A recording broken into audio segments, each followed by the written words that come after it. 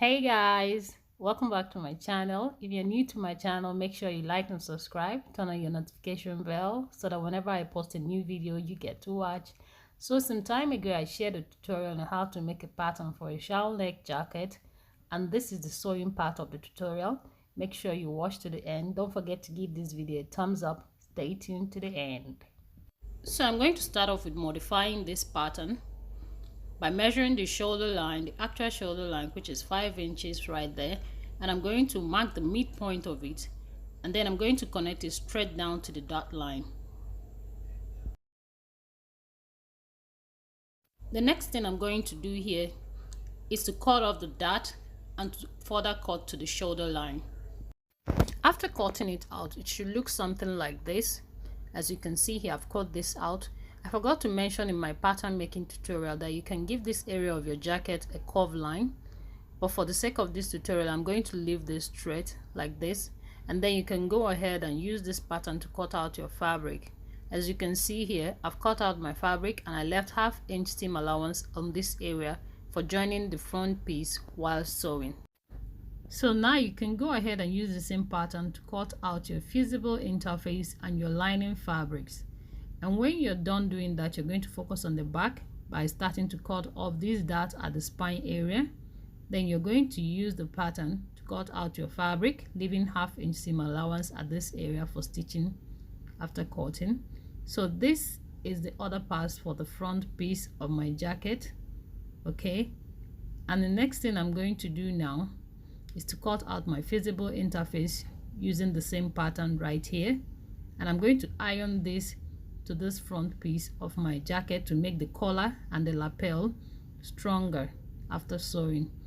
So here, after ironing it together, you're going to sew this together. After joining this part together, also make sure that you do the same for the interface part of your front piece. And after sewing it, you have something like this, and the lining should look something like this. Then we go ahead to the next level. Now the next thing for you to do is to sew on the dart piece for the back piece. Then you join the center back of your pattern with the 1/2 inch seam allowance you marked, and after sewing you should have something like this, and you're going to do the same for the interface as well. Now the next thing for you to do is to place both the front piece and the back piece together, and you sew the side seam together. Then you're going to do the same for your interface. When you're done joining your front and back piece together, it's time to join the collar part with the 1/2 inch seam allowance we marked earlier on for in our pattern. After joining it, you should have something like this, and then we're going to place this part of our front piece on the back piece of your jacket. Right here is the back piece of your jacket, and you're going to be indicating the midpoint of your center back. Then you're going to be matching it with the center part of your collar like this, and you're going to pin this up and sew from this point to this area. So when you sew to this point, you're going to hold your needle down here, rotate your fabric, and you are going to sew to the end, to the other part of it, all smoothly up to the front. Make sure you sew this smoothly because it will tell after you must have finished sewing it. So here I've done mine already, as you can see, and I've notched these areas, and I'm still going to cut off all this excess fabric to ease turning over. So when I'm done with it, I placed it on a mannequin to see how it really looks, and it really looks nice to me. So the next thing you're going to do is to make sure that all measurements are aligned to each other before you move to the next level. Now I'm going to make a false pocket for my jacket. So from this point to this point is about 5 inches, here to this point 3 inches, and here to this point is about 2.5 inches, and I'm going to connect it together. You can choose to make a welt pocket, single or a double welt pocket, or design your pockets differently. I choose to make mine this way, and I'm going to cut 4 pieces of this, 2 pieces for each side of the front piece of my jacket. Then I'm going to place this together, right side to each other, and sew these angles, leaving the upper part area open. So after sewing this, you flip it inside out to the right side, and you're going to get something like this.